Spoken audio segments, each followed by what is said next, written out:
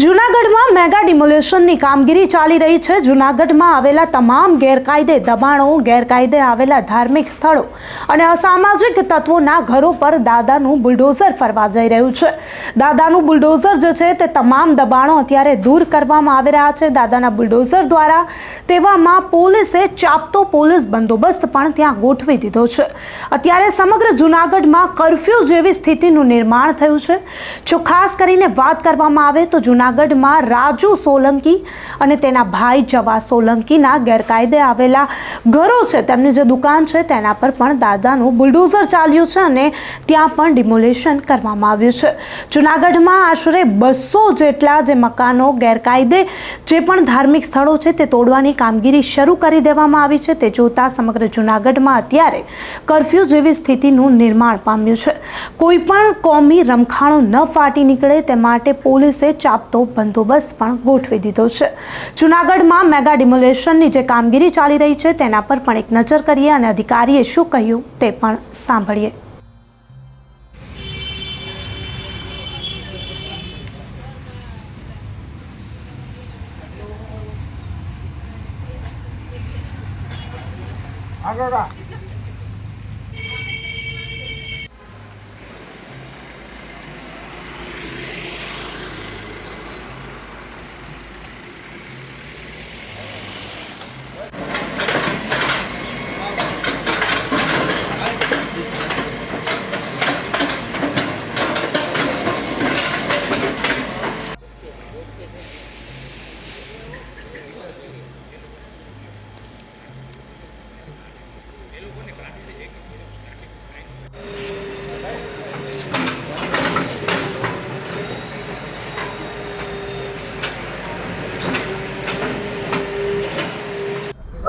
નામદાર સુપ્રીમ કોર્ટની ગાઈડલાઈન તેમજ કેન્દ્ર સરકાર તથા રાજ્ય સરકારની વિવિધ ગાઈડલાઈનો મુજબ શહેરના મુખ્ય માર્ગો પર આવેલ તમામ પ્રકારના ધાર્મિક દબાણો છે એ દૂર કરવાની સૂચનાઓ થઈ આવેલ છે। આ માટે કોર્પોરેશનની ટીમ દ્વારા અગાઉ જે પણ આ પ્રકારના દબાણો આવેલ છે તેઓને નોટિસ પાઠવવામાં આવેલી હતી અને ત્યારબાદ યોગ્ય કાર્યવાહી કરી ગઈકાલ રાત્રિથી મોડી રાત્રિથી દબાણ હટાવવાની કામગીરી શરૂ કરવામાં આવેલી હતી, જે અંતર્ગત 3 જેટલી દરગાહો અને 5 થી 6 જેટલા મંદિર અને નાની ડેરીઓ ગઈકાલે રાત્રે પોલીસ સ્ટાફ સાથે રહી અને દૂર કરવામાં આવેલ છે। આ ઉપરાંત અસામાજિક ઇસમો કે જેઓએ પણ સરકારી જમીન ઉપર પોતાનું એન્ક્રોચમેન્ટ કરેલ છે આ અંગે પોલીસ દ્વારા પણ તપાસ કરી કોર્પોરેશનને યાદી સુપરત કરવામાં આવેલી હતી। એ અંગેનું દબાણ દૂર કરવાની કાર્યવાહી હાલ ચાલુમાં છે।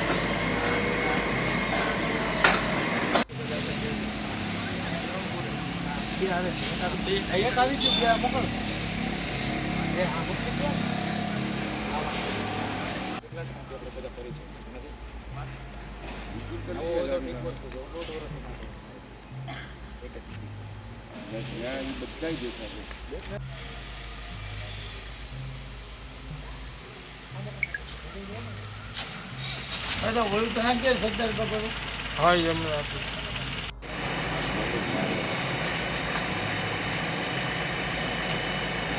આનાથી ચાલુ કરો.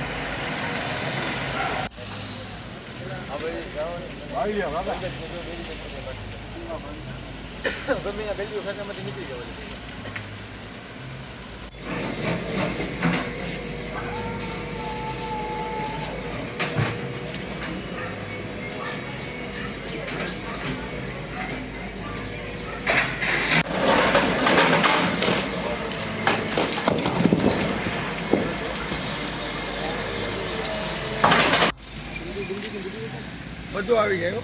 આમાં પછી લીલા હું બનાવવા